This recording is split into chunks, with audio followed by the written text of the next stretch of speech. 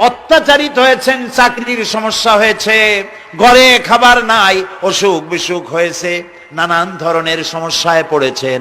কোনো মাজার নয়, কোনো পীর নয়, মসজিদের ভিতরে চলে যান, উজু করে মসজিদে ঢুকে 2 রাকাত কাজায়ে হাজাতের নামাজ পড়েন। রাসূলুল্লাহর উপরে যখনই বিপদ হতো তিনি নামাজে দাঁড়ায় যেতে। সুবহানাল্লাহ বলো। আপনি কেন যাবেন একটা কবরের কাছে?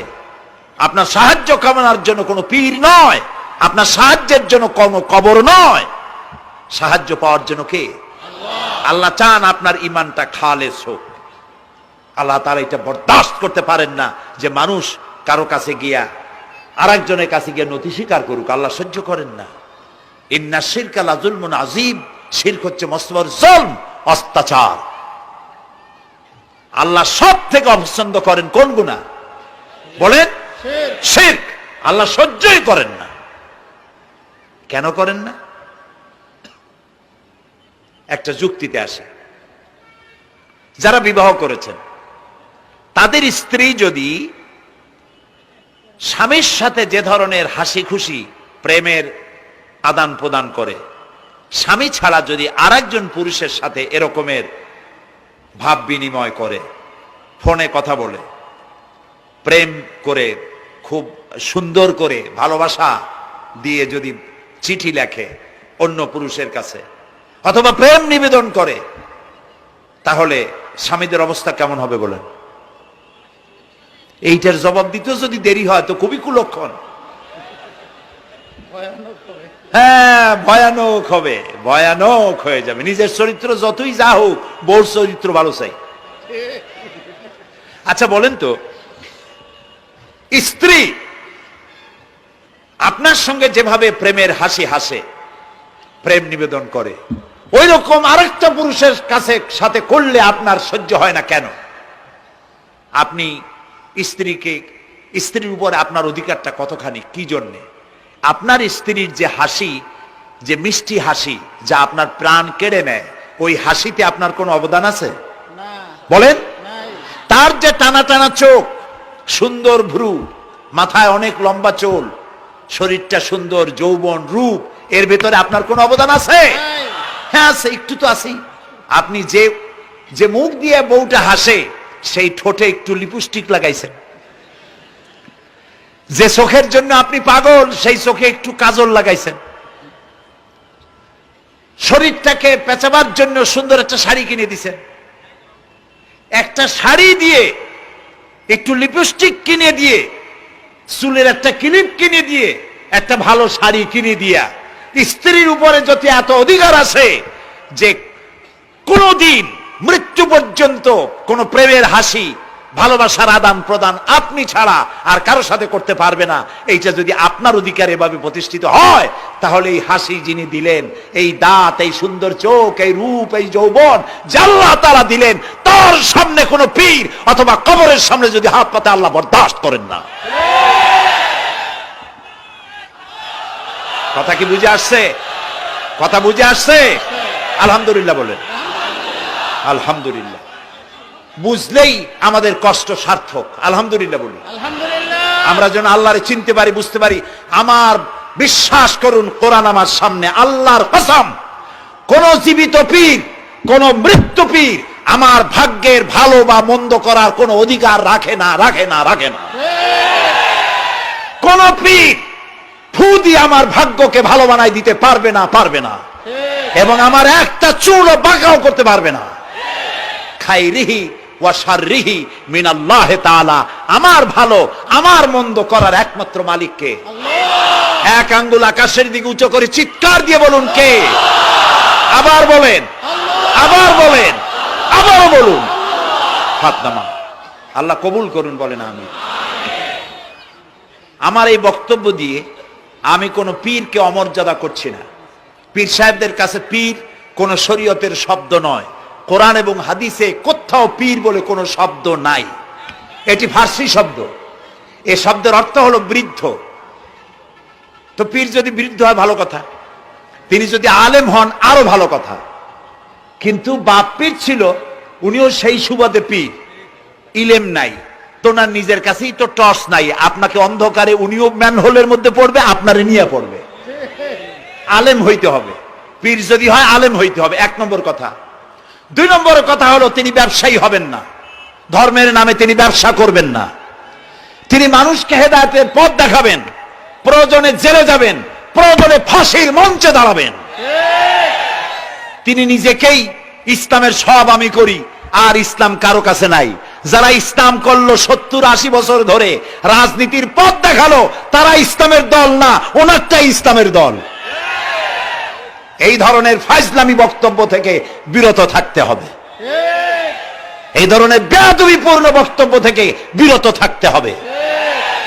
আমার দোকানে খাঁটি ঘি পাওয়া যায়, আর কারো দোকানে খাঁটি ঘি পাওয়া যায় না। ইসলাম নিয়ে এই ধরনের মনোপলি বিজনেস করতে দেওয়া হবে না। প্রিয় ভাই সব, আমরা পীর সাহেবদের চিনি। পীর ছিলেন শাহজালাল রহমতুল্লাহ আলাইহি, সুবহানাল্লাহ। যুদ্ধ করা লাগে নাই, আজান দিয়েছেন, মূর্তির মাথা ভাঙ্গা চুর চুর হয়ে পড়ে গিয়েছে। গৌর গোবিন্দ পলায়া কুল পায় নাই। লোকেরা যায় তার মাজারে গিয়ে গজাল মাছ জিয়ারত করে আসে, কিন্তু তরবারিটা দেখে আসে না। দোধারি তরবারি এখনো আছে, সুবহানাল্লাহ বলেন। পীর ছিলেন হযরতে বাহাউদ্দিন নকশবন্দি, মুজাদ্দিদ আল ফিসানি রহমতুল্লাহ আলাইহি, বড় পীর আব্দুল কাদের জিলানী রহমতুল্লাহ আলাইহি, খাজা মঈনুদ্দিন চিশতি রহমতুল্লাহ আলাইহি, শাহজাহান আলী রহমতুল্লাহ আলাইহি। কত ওলিউল্লাহর মাজার দিয়ে আমার দেশ ভরা, আলহামদুলিল্লাহ কর। এরা একদিকে মানুষকে মুরিদ বানায়া মুরিদের টাকা দিয়ে নিজেদের পকেট ভরেন নাই। ওনারা এরকম করতেন না, এইরকম করতেন। আর রাসূলুল্লাহ বলেছেন এই রকমের হাতের মর্যাদা নাই, এই হাতের মর্যাদা। আমি পীর দেখছিলাম, বাইতুল শরীফের পীর হযরত শাহ আব্দুল জব্বার সাহেব, আল্লাহ তাআলা জান্নাতুল ফেরদাউসের মেহমান বানায়নি। এই বাংলাদেশে শত শত মসজিদ, মাদ্রাসার এতিমখানা তৈরি করে গেছেন, সুবহানাল্লাহ।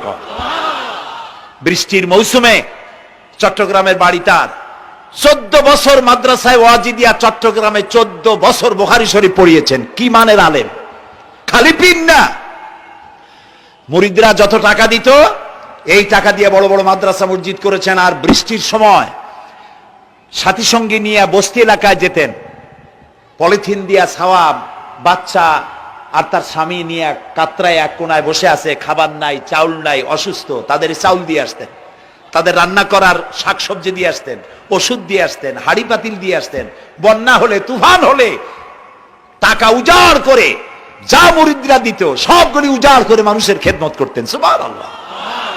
কাজেই যারা জামায় অনেকগুলো পকেট সমানে নিতে থাকে আর ভরতে থাকে এইভাবে করে, এই ব্যবসায়ীদেরকে পরিত্যাগ করতে হবে।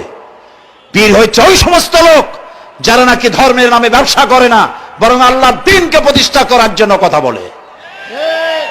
প্রিয় ভাই সব, আমাদের জেহেন সাফ করতে হবে, পরিষ্কার করে বুঝতে হবে আমার ভালো আমার মন্দ কে করতে পারেন? আল্লাহ।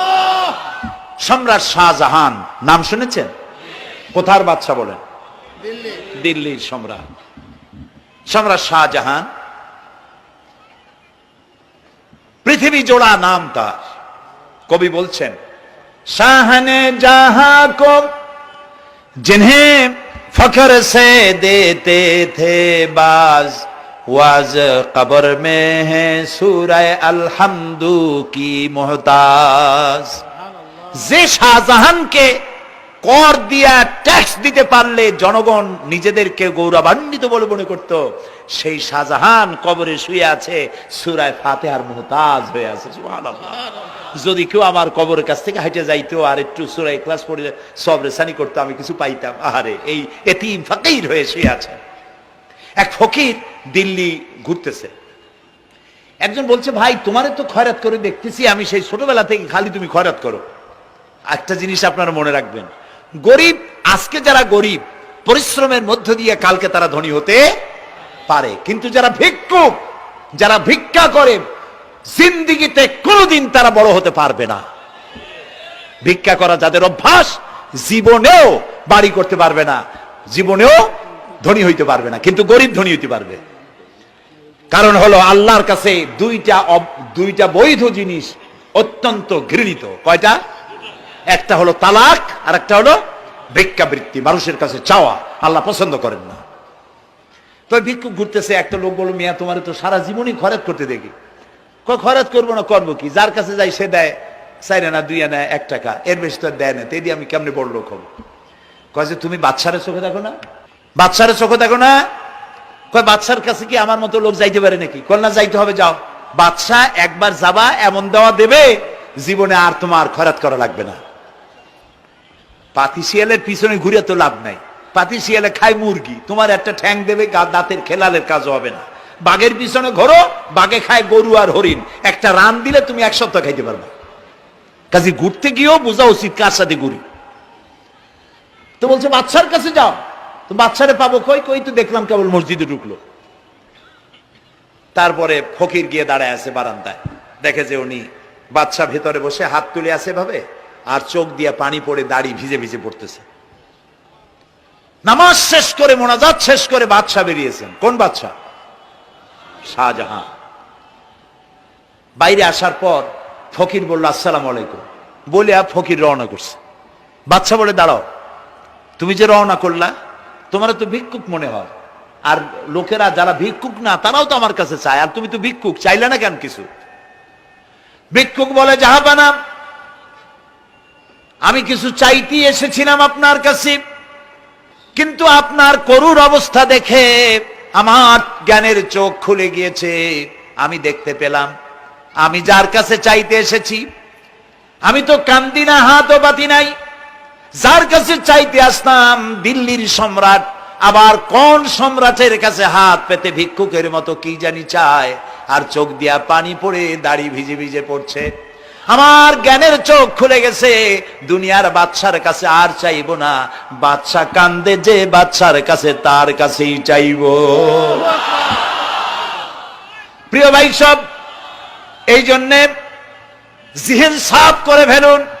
দুনিয়ার কোন মানুষের জন্য, মানুষের কাছে নয়, কোন কবরে নয়, কোন কারো কাছে নয়, আল্লাহ তাআলার কাছেই আমরা নামাজের মধ্যে ঘোষণা করেছি, ইয়্যাকা না'বুদু ওয়া ইয়্যাকা নাস্তাঈন।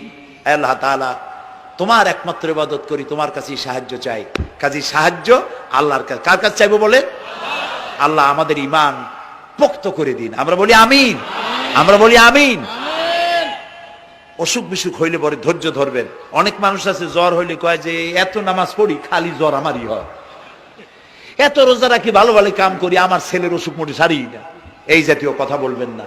মুমিনের পায়ে যদি কাঁটাও ফোটে, সওয়াব থেকে খালি নাই। ধৈর্য ধরতে হবে। কাঁটা ফুটছে, বলেন ইন্না লিল্লাহ। আজাবান লিল মুমিন, মুমিনের জন্য বড়ই আশ্চর্য ব্যাপার, বিপদ হইলেও শুকর আদায় করে, আর সুখে থাকলেও শুকর আদায় করে। সুবহানাল্লাহ বিহামদি। বিপদ আসলে সে বলে ইন্না লিল্লাহি, বলেন ইন্না লিল্লাহি ওয়া ইন্না ইলাইহি রাজিউন। আর যখন শান্তি আসে বলে আলহামদুলিল্লাহ। দুই অবস্থায় তার জন্য নিয়ামত আল্লাহর তরফ থেকে সে পায়, আলহামদুলিল্লাহ। প্রিয় ভাই সব, তো আল্লাহর উপর ঈমান আনার জন্য কয়টা শর্ত বলছি না? এই যে প্যাচ লেগে গেছে, কয় যে 3টা। আল্লাহর উপর ঈমান আনার জন্য শর্ত কয়টা? 4টা। 4টার বলছি কয়টা? 2টা। আরেকটা হচ্ছে আল্লাহর কুদরত, এ বিশ্বাস করা। আল্লাহর কুদরত মানে শক্তি। আল্লাহর কিছু বিশ্বাস করবেন, বলেন জোরে? শক্তি। আকাশ এবং জমিনে শক্তিশালী কে? কিন্তু আমার দেশের জনগণ, কিছু কিছু রাজনীতিবিদরা বলে জনগণই নাকি সকল ক্ষমতার, সকল শক্তির উৎস। কি পাগল! তুমি ক্ষমতার উৎস? নাকের মধ্যে ময়লা, দাঁতে ছাতা, পেটের মধ্যে দুর্গন্ধ ভরা, ক্ষমতার উৎস? আশ্চর্য কথা। এই যে ক্ষমতার উৎস, হাজার হাজার লোক এখানে বসা, 2টা ভাউয়া ব্যাংক যদি 2 কোণা দিয়ে ঢোকে, ভাউয়া ব্যাংক চেনেন? বিগ সাইজের ব্যাংক, 2টা যদি দুই দিক দিয়ে ঢোকে লাফাইতে লাফাইতে, সামনে যারা আছে এমনি লাফাবে। অন্তত টঙ্গী তামিরুল মিল্লাত মাদ্রাসা ছাড়াইয়া তারপরে ফিরে তাকায় বলবে, ভাই আমরা দৌড়াই কেন? ব্যাংকের সামনে অসহায়, বল্লা ভীমরুলের সামনে অসহায়, সাপের সামনে, বিচ্ছুর সামনে অসহায়, তারা কয় সকল ক্ষমতার উৎস জনগণ। কপাল পোড়া, ক্ষমতার উৎস জনগণ নয়। এটা কোরআনের সাথে কন্ট্রাডিকশন হয় এ কথায়। আল্লাহ বলেছেন আন্নাল কুওয়াতা লিল্লাহি জামিয়া, সকল ক্ষমতার উৎস কে? চিল্লায় বলো ক্ষমতা কি দেখছেন? মাত্র 1.5 মিনিট। কয় মিনিট? মাত্র 1.5 মিনিট। আল্লাহ বলেছেন কোন? সাথে সাথে তামিলনাড়ু, মালয়েশিয়া, ইন্দোনেশিয়া, থাইল্যান্ড, মালদ্বীপ, শ্রীলঙ্কা 2 লক্ষ লোক শেষ, 1 লক্ষের খোঁজ নাই। সমুদ্রের পানি 33 ফিট উঁচু হয়ে এসছে। সুবহানাল্লাহ কই ইচ্ছে করে না? বিজ্ঞানীরা বলেছেন ভারত মহাসাগরের তলদেশে ফাটল ধরেছে, ওর কয়েক কিলোমিটার নিচে ভূমিকম্পের উৎপত্তি হয়েছে। ভারত মহাসাগরের পানি 3 হাত না 4 হাত, কত কিলোমিটার আল্লাহ জানে। এই কয়েক কিলোমিটার নিচে যে মাটি, সেই মাটিরও কয়েক কিলোমিটার নিচে ভূমিকম্পের উৎপত্তি। এখান থেকে ভূমির কম্পন হয়েছে, সেই ভূমিকম্পে সমস্ত মহাসাগরের মধ্যে, ভারত মহাসাগরের মধ্যে জলকম্পন শুরু হয়েছে। পানির কম্পন, মাটির কম্পন একসাথে। 33 ফিট উঁচা, মানে 4 তলা বিল্ডিং এর মতো উঁচু হয়ে আসছে পানি। 4 তলা পরিমাণ উঁচু হয়ে পানি চলে আসছে। বাড়ি গাড়ি সব কিছু খড় কুটার ন্যায় সব উড়িয়ে দিয়েছে। এগুলোরে কপাল পোড়া নাস্তিক যেগুলি, তারা বলে প্রাকৃতিক দুর্যোগ। ওর বাপের মাথা। আচ্ছা, প্রাকৃতিক দুর্যোগ, প্রকৃতি কি? কোন জন্তুর নাম? প্রকৃতি কোন জন্তু জানোয়ারের নাম? প্রকৃতি নিজে চলে না কেউ তাকে চালায়? কে চালায়? কপাল পোড়ারা তা বোঝে না। বিশ্ববিদ্যালয়ের শিক্ষক হয়েছে তো, আল্লাহ দিয়ে আসি কোথায়? তবে সব খারাপ না, ভালো আছে আলহামদুলিল্লাহ। কিছু আছে কপাল পোড়া। বিশেষ করে শান্তিনিকেতনে যারা পড়াশোনা করে আসে, সাহিত্য চর্চা করে, এই সাহিত্য চর্চা করতে করতে এক পর্যায়ে কপাল পুড়ে যায়। আল্লাহরে চিনতে পারে না, সব চেনে আল্লাহরে চেনে না। আল্লাহ এখন চিনাইতেছে ভালো করে। প্রিয় ভাই সব, কওমে আদ, কওমে সামুদ, এগুলিকে আল্লাহ তারা ধ্বংস করেছেন। কিয়ামতের আগে এই যে 7টা আকাশ, এই আকাশ সম্পর্কে অবিশ্বাসীরা তারা বলেছে আকাশ বলতে কিছুই নেই, এটা নাকি অনেক দূরে, তাই নীলা নীলে দেখা যায়। কি কপাল পোড়া চিন্তা করেন, নীলা নীলা দেখা যায়। এই আকাশ মহাশূন্য। এই আকাশগুলিকে, আকাশ কয়টা? কয়টা স্তর? 7টা। এগুলি কাতাইয়ে সিজিল্লিল কুতুব। কোরআনে কারিমে আল্লাহ তাআলা বলেছেন কিতাবের পৃষ্ঠার মতো কিয়ামতের আগে একটার পর একটা ঠাস ঠাস করে পড়বে, ভেঙে চুরে চুরমার হয়ে যাবে। ওয়াইদাল বিহারু ফুজ্জিরাত, আল্লাহ তাআলা বলছেন ইদাস সামাউ ফাতারাত ওয়াইদাল কাওয়াকিবু ইনতাসারাত ওয়াইদাল বিহারু ফুজ্জিরাত। আকাশের তারকাসমূহ বিক্ষিপ্ত হয়ে পড়বে। অসংখ্য তারকারাজি, বিশাল বিশাল তারকা বিক্ষিপ্ত হয়ে পড়বে। চন্দ্র সূর্য একটার সাথে আরেকটা ধাক্কা লেগে চাঁদ আর সূর্য আলো হারিয়ে ফেলবে, একাকার হয়ে যাবে। পাহাড়গুলো উঁচু করে আল্লাহ তাআলা জমিনের উপরে আছাড় মারবেন, কাল ইহনিল মানফুস, তুলার মতো উড়ে চলে যাবে। সুবহানাল্লাহ বলবা না? কত বড় শক্তি আল্লাহ পাকের। ওয়াইদাল বিহারু ফুজ্জিরাত, সমুদ্র সমূহ বিদীর্ণ হয়ে যাবে। সমুদ্রে যত পানি আছে সমস্ত পানিগুলি নিঃশোষিত হয়ে যাবে মাটির তলায়, এবং সেখানে অগ্নুৎপত্তি হবে। কোরআনে কারিমে আল্লাহ বলে দিয়েছেন গোটা সমুদ্রগুলিতে আগুন জ্বলতে থাকবে। এগুলি কিয়ামতের আলামত। আল্লাহ পাকের অফুরন্ত মেহেরবানি। এই যে কানের কাছ দিয়ে গুলিটা চলে গেছে, কানে লাগে নাই। বাড়ির কাছ থেকে কিয়ামত হয়ে গেল, বাংলাদেশে আল্লাহ বাঁচাই দিলেন। সুবহানাল্লাহ বলো, আলহামদুলিল্লাহ বলেন। আমাদের প্রতিবেশী দেশগুলিতে যেভাবে আঘাত লাগছে, ওর 1000 ভাগের 1 ভাগের আঘাত কয়েক সেকেন্ড যদি বাংলাদেশে হতো, আমাদের সব অপরিকল্পিত শহর, রাজুক পারমিশন দিয়েছে 3 তলার, করা হয়েছে 7 তলা। এইভাবে অপরিকল্পিত যত বিল্ডিং আছে এগুলি পচা সিমেন্ট দিয়ে, পচা ইট দিয়ে তৈরি করা হয়েছে। 2-3 সেকেন্ডের ভূমিকম্প যথেষ্ট এই শহর লন্ডভন্ড করে দেওয়ার। অসংখ্য মানুষ মারা যাবে, অসংখ্য বাড়িঘর শেষ হয়ে যাবে। এদেরকে রেস্কিউ করার মতো মডার্ন ইকুইপমেন্টসও গভর্নমেন্টের কাছে নাই। এজন্য আল্লাহর কাছে সেজদা দিয়া গুনার তওবা করতে হবে, আল্লাহ আমাদের মাফ করে দাও, আমার এই গরিব দেশটাকে কিয়ামত পর্যন্ত এই গজব থেকে বাঁচাও। প্রিয় ভাই সব, আল্লাহ তাআলার ক্ষমতার ওয়াজ আমি আজ করতে পারবো না, অনেক লম্বা হয়ে যাবে। কারণ আমাকে 3টা পুঁজির কথা তো কমসে কম বলতেই হবে, অল্প করে হলেও। শুনবেন তো? আল্লাহ তৌফিক দিক, বলেন আমিন। আল্লাহ তাআলার ক্ষমতায় বিশ্বাস করা, তার প্রচন্ড ক্ষমতা, যা খুশি তাই বলেন করতে পারেন। মরাকে জিন্দাকে মারতে পারেন, মরুভূমিতে ফুল ফুটাতে পারেন। সুবহানাল্লাহ, যা খুশি তাই করতে পারেন। এই শক্তি সহকারে আল্লাহকে বিশ্বাস করতে হবে। 4র্থ নম্বরে আল্লাহর হুকুম এবং হাকাম, আদেশ নিষেধ। আমি আল্লাহরে বিশ্বাস করি, এই কথার কোনো দাম নাই যদি তার আদেশ না মানি। এই কথার কোনো দাম নাই যদি তার নিষেধকে আমি আমার জীবনে প্রত্যাহার না করে চলতে পারি। মুসলমান বলে দাবি করার কোনো মূল্য নেই। একদিকে নামাজ পড়ি, আর একদিকে ওজনে কম দেয়, খাদ্যে ভেজাল দেয়, বেপরদা করি, মিথ্যা কথা বলা হয়, ওজনে কম দেয়, খাদ্যে ভেজাল দেয়, জমিনের আইল ঠালে আমানতের খেয়ানত করে। আল্লাহর হুকুম মানা হলো না, রসুলের আদেশ মানা হলো না। আল্লাহর উপর ঈমান আনার জন্য 4র্থ শর্ত হচ্ছে আল্লাহ যা বলেছেন মাথা নত করে মেনে নিতে হবে, বলতে হবে সামি'না ওয়া আতা'না। বলেন সামি'না ওয়া আতা'না, শুনলাম আর মেনে নিলাম। বলেন তো জোরে, শুনলাম আর মেনে নিলাম। সুবহানাল্লাহ বলেন। মুমিনেরা এই প্রশ্নই করবে না মদ হারাম কেন, মুমিনেরা এই প্রশ্নই করবে না জুয়া হারাম কেন, মুমিনেরা এই প্রশ্নই করবে না জেনা হারাম কেন। একটাই জবাব, মদ হারাম কেন? আল্লাহ হারাম করেছেন তাই হারাম। জেনা হারাম কেন? আমার আল্লাহ হারাম করেছেন তাই হারাম। জুয়া হারাম কেন? আমার আল্লাহ হারাম করেছেন তাই হারাম। কোন যুক্তি নাই। যুক্তির, আল্লাহর নিষিদ্ধ জিনিসে যুক্তি তালাশ করে কেবলমাত্র শয়তান।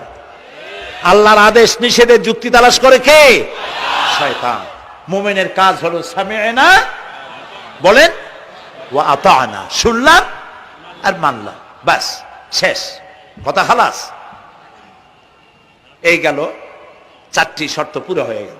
এই 4টি শর্ত যদি পূরণ করতে পারি তাহলে আল্লাহরে বিশ্বাস করছি এটা প্রমাণিত হবে, এটা জাস্টিফাই হবে, এটা সত্যতা প্রমাণ হবে যদি আল্লাহ হুকুম মতো। 1 নম্বরে হলো, আমি আবার কথাটা প্যাকেট করে দিই যাতে করে আপনারা বাড়ি নিয়ে যাইতে পারেন। আল্লাহর উপরে ঈমান এনেছি, এই কথাটাকে কমপ্লিট করার জন্য শর্ত কয়টা? 4টা। 1 নম্বরে আল্লাহর অস্তিত্বে বিশ্বাস, বলেন আল্লাহর অস্তিত্বে বিশ্বাস। 2 নম্বরে আল্লাহর গুণাবলীতে বিশ্বাস। 3 নম্বরে আল্লাহর ক্ষমতায় বিশ্বাস। 4 নম্বরে আল্লাহর আদেশ এবং নিষেধে বিশ্বাস, মান্য করে চলা। আল্লাহ যেন এই তৌফিক আমাদের দেয়, বলেন আমিন। আল্লাহ রাব্বুল আলামিন দুনিয়ায় শান্তি, আখিরাতে জাহান্নাম থেকে মুক্তি দেওয়ার জন্য আল্লাহ পাক আমাদেরকে একটা ব্যবসার কথা বলেছেন। ওই ব্যবসায় পুঁজি কয়টা? বলেন। 3টা পুঁজি। বলছি কয়টা? দেখেন যে কেমনি প্যাঁচ লাগে। বলছি মাত্র একটা, সে একটা ডাল বাইর করছি 4টা। এবার আসেন মূল পয়েন্টে। এবার দ্বিতীয় পয়েন্ট, রসুলের প্রতি ঈমান। আমরা তো রসুলের প্রতি ঈমান আনছি কিনা বলেন? রসুলের প্রতি ঈমান এনেছি। আমাদের এই ঈমান যথেষ্ট নয়, কারণ আমাদের ঈমান হলো রবিউল আউয়াল মাসে ঈমান তাজা হয়, ঠিক না? ঠিক না? রবিউল আউয়াল মাস যখন আসি, ব্যানারটা নাই, শামিয়ানাটা নাই, রাস্তাগুলিতে ফ্ল্যাগ লাগাই আর আলোকসজ্জা করি। মন্ত্রীরা আসেন, নেতারা আসেন, সিরাতুন নবী মাহফিলে দাঁড়ায় বলেন নবীর আদর্শ অনুসরণ করা ছাড়া উপায় নাই, অথচ ওনার পা থেকে শুরু করে মাথা পর্যন্ত নবীর আদর্শ নাই। আবার এই নেতা রামকৃষ্ণ মিশনে রামকৃষ্ণ পরমহংসদেব তার মঞ্চে গিয়ে বলেন রামকৃষ্ণের নীতির ছাড়া বিকল্প কিছুই নেই। আবার গৌতম বুদ্ধের জন্মবার্ষিক উদযাপনের জন্য সেখানে গিয়ে বলেন গৌতম বুদ্ধের অহিংস নীতি অনুসরণ করা ছাড়া জাতির যোগীনাথ হওয়ার আর কোনো পথ নাই। যেখানে যায় সেই জায়গার গুলি ধরে। রবিউল আউয়াল মাস আসতে পারে, আলোকসজ্জা করে ইয়া নবী সালামু আলাইকা, ইয়া রাসূল সালামু আলাইকা, এরপরে গরম গরম জিলাপি রাসূলুল্লাহকে বুঝায় দেওয়া হলো, হে রাসূল আপনি তাকিয়ে দেখেন কত মহব্বত আপনারে করি, আপনার মহব্বতের জন্য আমাদের শহরের কোন মিষ্টির দোকানে আর মিষ্টি নাই, সব আমরা খাইয়া শেষ করছি। এই হলো মহব্বত। এই মহব্বতে এই ইমানে কাজ হবে না, এই ইমানে বলেন কাজ হবে না। কোন ইমানে কাজ হবে? রাসূলের প্রতি ইমানের অর্থ কি? এর অর্থ হচ্ছে নবী করিম সাল্লাল্লাহু আলাইহি সাল্লাম আমাদের রাসূল, আমাদের নেতা, আমাদের রাসূল আমাদের নেতা, আমরা তার উম্মত, তার অনুসারী। অনুসারীর কাজ কি? নেতার পূর্ণাঙ্গ অনুসরণ করণ, রাসূলুল্লাহর আনুগত্য করতে হবে। এটা কে বলেছেন? আল্লাহ রাব্বুল আলামিন সূরা আলে ইমরানের মধ্যে বলেছেন কুল ইন কুনতুম তুহিব্বুনাল্লাহ ফাত্তাবিউনি ইউহিব্বুকুমুল্লাহ ওয়া ইয়াগফির লাকুম যুনুবাকুম আল্লাহু গফুরুর রহিম। হে নবী আপনি বলুন তোমরা যদি আল্লাহকে ভালোবাসো তাহলে তোমার কাজ হচ্ছে, তোমরা যদি আল্লাহকে ভালোবাসো তাহলে তোমরা আমার আনুগত্য করো, আমার অনুসরণ করো। কার? রাসূলের। বলেন কার? রাসূলের অনুসরণ যদি তোমরা করো, খেয়াল করে শুনতেছেন তো? আল্লাহ তাআলা বলছেন নবী আপনি বলেন তোমরা যদি আল্লাহকে ভালোবাসো, তোমাদের এই দাবি যদি সত্য হয় তাহলে আমার অনুসরণ করো, আমার আনুগত্য করো। আমার অনুসরণ, আমার আনুগত্য করলে পরে তোমাদের কে আল্লাহ রাব্বুল আলামিন ভালোবাসবেন এবং তোমাদের तमाम জিন্দেগীর সমস্ত গুনাহ খাতা আল্লাহ তাআলা maaf করে দিবে। আমরা কি গুনাহ maaf করাইতে চাই? বলেন চাই? আসুন রাসূলের আনুগত্য করুন। রাসূলের আনুগত্য কি রকম? রাসূল যেভাবে মুছ কাটছে আমরা সেইভাবে মুছ কাটবো, তিনি দাড়ি যেভাবে রাখছেন আমরা সেইভাবে রাখবো, তিনি চুল কাটছেন যেভাবে সেইভাবে করব, তিনি পায়ের নখ হাতের নখ যেভাবে কাটছেন সেইভাবে করব, তিনি যেভাবে বিবাহ করেছেন সেই সুন্নত অনুযায়ী বিবাহ, তিনি যেভাবে দেশ চালাইছেন সেইভাবে দেশ চালাবো। রাসূলের অনুসরণের অর্থ শুধু এই নয় যে তিনি যেভাবে সুরমা লাগাইছেন আমি ওইরকম সুরমা দেব, তিনি যেভাবে কদু খাইছে আমিও কদু খাবো, এইটা নয়। এটা নয়, শুধু রাসূলের আনুগত্য হবে মুরগির ফার্ম থেকে শুরু করে জাতিসংঘ পর্যন্ত, জীবনের সব ক্ষেত্রে। আর বিশ্বাস করতে হবে তিনি শেষ নবী, তারপরে আর কোন নবী আসবে না। আল্লাহ রাব্বুল আলামিন সূরা আহজাবের মধ্যে বলেছেন মা কানা মুহাম্মাদুন আবা আহাদিম মির রিজালিকুম ওয়ালাকির রাসূলুল্লাহি ওয়া খাতামান নাবিয়্যিন। মুহাম্মদ সাল্লাল্লাহু আলাইহি ওয়াসাল্লাম তোমাদের কোন পুরুষদের পিতা নন, তিনি আল্লাহর রাসূল এবং তাকে দিয়ে নবুয়তের মিশনকে খতম করে দেওয়া, কমপ্লিট করে দেওয়া হয়েছে। আর কোন নবী, রাসূলুল্লাহ বলেছেন লা নবিয়্যা বাদি ওয়ালা রাসূল, আমার পরে আর কোন নবীও আসবে না, রাসূলও আসবে না। কথা বুঝে আসছে? আল্লাহর নবীর পরে আর কোন নবী হবে না। আল্লাহর নবী বলেছেন একটি ইমারত তৈরি করে তার ভিতরে একটা ইট যদি খালি থাকে, একটি ইটের জায়গা যদি শূন্য থাকে তাহলে সকলের চোখে ধরা পড়বে। ওই ইটখানা দিলে পরে বিল্ডিংটা কমপ্লিট হয়ে যায়। নবুয়তির যে ইমারত আল্লাহ তৈরি করেছিলেন ওর ভিতরে একটা ইটের অভাব ছিল, আল্লাহ পাক আমাকে দিয়ে সেই শূন্য জায়গা পূরণ করে দিয়ে নবুয়তের মিশনকে কমপ্লিট করে দিয়েছেন। রাসূলুল্লাহ বলেছেন আমার পরে আর কেউ নবী হবে না।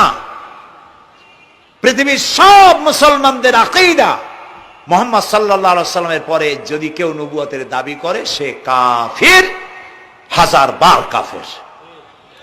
তারা যারা তাকে যারা নবী মানবে তারাও। রাসূলুল্লাহ বলেছেন আমার পরে 30 জন মিথ্যেবাদী নবুয়তের দাবি করবে। তার মধ্যে একজন তো দাবি করছে রাসূলের জীবদ্দশায়, একটা ছিল মেয়ে লোক আর একটা ছিল পুরুষ। পুরুষটার নাম ছিল মুসাইলামা কাযযাব, নামই ছিল কাযযাব। কাযযাব মানে মিথ্যাবাদী। দেখছেন অবস্থা, নামই মিথ্যাবাদী। উম্মতেরা কইল যে আপনি তো একজন নবী, আমরা সৌভাগ্য আর দুর্ভাগ্য হোক আপনারা নবী বলে মানলাম। মুহাম্মদ সাল্লাল্লাহু আলাইহি ওয়াসাল্লামের কাছে প্রায় জিবরাইল আসে আর ওহী আনে, আর আপনি আমাদের কোনো ওহী দিতে পারলেন না পর্যন্ত। কয় যে কেবল না নবী হইলাম, অপেক্ষা করো, ওহী আসবেন। বেশ কিছুদিন যাওয়ার পর খুব চিন্তা ভাবনা করে কয় যে ওহী একটা আসছে।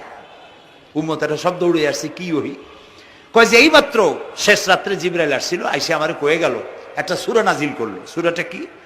ইন্না আতাইনাকাল আকাক ফাসাল্লি লিরাব্বিকা ওয়াজআক ইন্না শানিয়াকা হুয়াল আবলাক। উম্মতেরা কয় সর্বনাশ, এই সূরা পড়তে গেলে তো আমরা কাইসা মরে যাব। এর অর্থ তো খুব বিকায়দা। কি কি সূরা নাজিল হইল আপনার উপরে? ইন্না আতাইনাকাল আকাক মানে আমি তোমাকে হুতুম পেশা দান করেছি,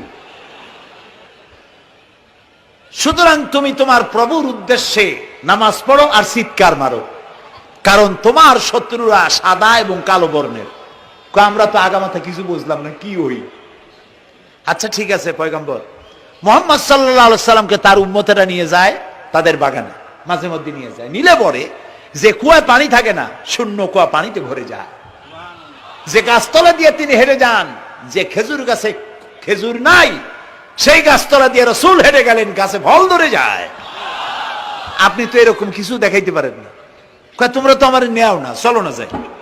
নিয়ে গেছে, যাইয়া দেখে যে কুয়ার পাট দিয়ে যায়, যে কুয়ায় পানি থাকে তা থাকে না, শুকায় যায়। যে গাছতলায় দিয়ে যায় ওই গাছে খোরমা থাকলে সাথে সাথে খড়গুড়ি ঝরে যায়। উম্মতের কয় কি একটা কপাল পড়া নবী পাইলাম ভাগে। আল্লাহ তারে শেষ করছে দুনিয়া থেকে, জাহান্নামে চলে গেছে। সেই মহিলাটাও গেছে, সেও গেছে। রাসূলুল্লাহ বলেছেন এইরকম 30 জন মিথ্যাবাদী নবুয়তের দাবি করবে কিয়ামতের আগ পর্যন্ত। গোলাম আহমদ কাদিয়ানী, এ হলো ইতিহাসে আমরা যদ্দ পাই তার পর্যন্ত 28 জন হয়েছে। মুহাম্মদ সাল্লাল্লাহু আলাইহি সাল্লামের ইন্তেকালের পর ওকে নিয়ে হয়েছে 28 জন। কয়জন হইল? বাকি আছে কয়জন? তাই বলে কিয়ামত যে এই 2 জন হইলি আগামী বছর বা 5-6 বছরের মধ্যে কিয়ামত হবে ওইটা চিন্তা করেন না।